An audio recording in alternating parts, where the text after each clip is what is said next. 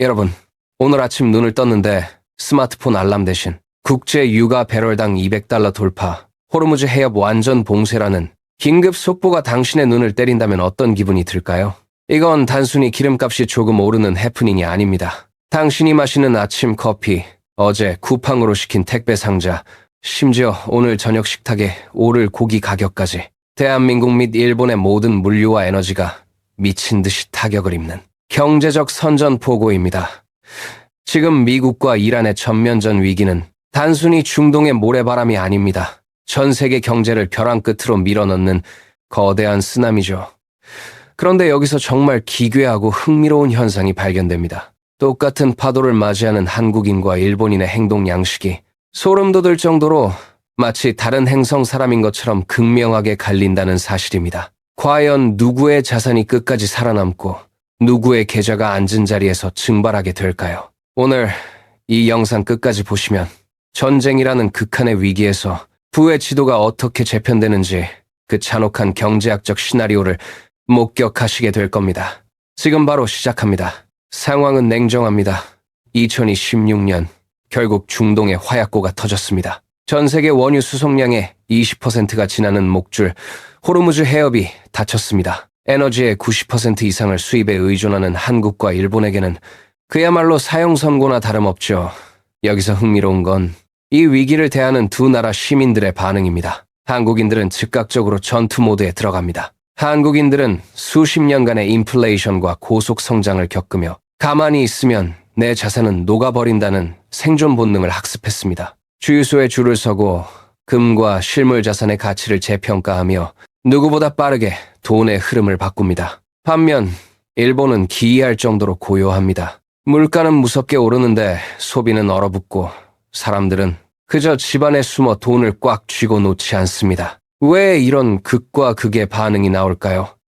이건 단순히 성격 차이가 아닙니다. 돈을 대하는 태도, 즉 자본의 유동성에 대한 철학적 차이 때문입니다. 자, 이제 정보의 계단을 하나씩 올라가 봅시다. 전쟁이 터지면 물가가 오르는 건 피할 수 없는 물리적 법칙입니다. 하지만 대한민국은 비용 인상 인플레이션이 시장에 반영되는 속도가 매우 역동적입니다. 한국은 제조업과 수출 중심의 국가입니다. 원자재 가격 상승이 곧바로 산업 전반의 비용 압박으로 이어지죠. 여기서 한국의 기업들은 생존을 위해 효율화와 단가 조정이라는 치열한 눈치 싸움을 시작합니다. 자영업자들은 마진을 깎으며 버티다 결국 한계점에 도달하고 이 과정에서 경제 시스템 전체가 요동칩니다. 반면 일본은 어떨까요? 일본 기업들은 가격을 올리는 것을 마치 고객에 대한 배신으로 여길 정도로 극도로 두려워합니다. 여기서 첫 번째 경제 이론, 메뉴 비용 메뉴 코스트이 등장합니다. 가격을 바꾸는 데 드는 비용과 그로 인해 고객이 떠날 리스크를 일본 기업들은 감당하지 못합니다. 결국 가격을 억지로 억누르다가 기업 자체가 파산하거나 고용을 줄이는 방식을 택하죠. 여기서 우리는 근본적인 의문을 가져야 합니다. 왜 한국은 폭풍 속에서도 돛을 올리고 일본은 둠을 내린 채 가라앉으려 할까요? 그 해답은 두 나라의 자산 구조에 있습니다. 한국인의 자산은 70% 이상이 부동산과 주식 같은 실물 위험 자산입니다. 전쟁으로 화폐 가치가 떨어지면 한국인들은 내 자산의 가치를 지키기 위해 더 공격적으로 변합니다.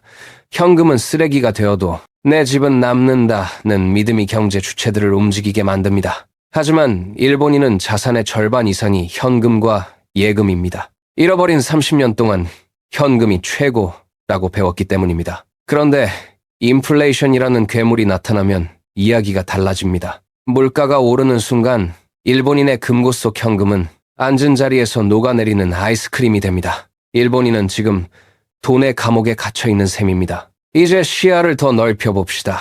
이건 국가 간의 자존심 대결이 아닙니다. 경제학의 핵심인 기대 인플레이션의 대결입니다. 한국인은 내일은 오늘보다 더 비쌀 것이라고 믿습니다. 그러니 오늘 자원을 배분하고 오늘 투자하고 오늘 소비하는 것이 합리적인 선택이 됩니다.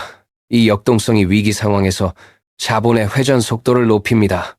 반면 일본인은 가격을 올리면 안 된다는 고정관념에 묶여 있습니다. 이 차이가 전쟁 상황에서 두 나라의 생활 방식을 완전히 갈라놓습니다. 데이터를 보면 더 명확합니다. 과거 오일 쇼크 당시 한국의 물가 상승률은 일본보다 훨씬 높았습니다. 하지만 경제 성장률 회복 속도 역시 압도적이었습니다.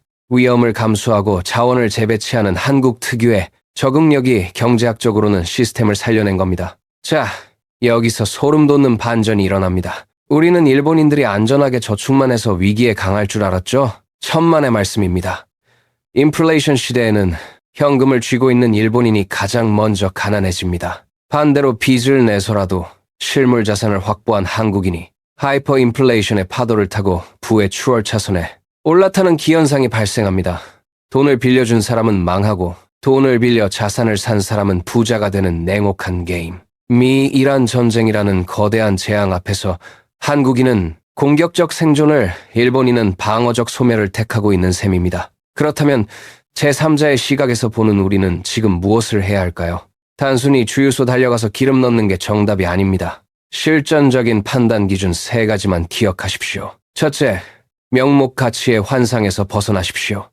통장에 찍힌 숫자가 변하지 않았다고 해서 내 재산이 안전하다고 믿는 건 일본식 착각입니다. 구매력이 전쟁의 불길 속에서 타버리고 있다면 그 숫자는 아무런 의미가 없습니다. 둘째, 에너지 효율을 자산의 척도로 삼으십시오. 전쟁이 장기화되면 고유가는 상수 컨스턴트가 됩니다. 에너지 비용을 최소화할 수 있는 기술, 기업, 그리고 생활 양식으로 리모델링하는 사람만이 장기적인 부를 거머쥘 수 있습니다. 셋째, 글로벌 공급망의 목줄을 공부하십시오. 전쟁은 공급의 중단을 의미합니다. 무엇이 부족해질지 미리 예측하고 그 대체제를 찾는 것이 진정한 돈의 기술입니다. 오늘 내용 요약하겠습니다.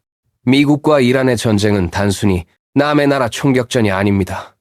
물가 상승이라는 쓰나미가 우리 지갑을 덮칠 때 현금을 쥐고 숨는 방식은 가장 우아하게 망하는 길입니다. 고통스럽더라도 자산의 형태를 변화시키고 위기를 정면으로 돌파하는 한국식 대응이 자산을 지킬 유일한 길입니다. 여러분은 지금 태풍의 눈 속에 서 계십니다.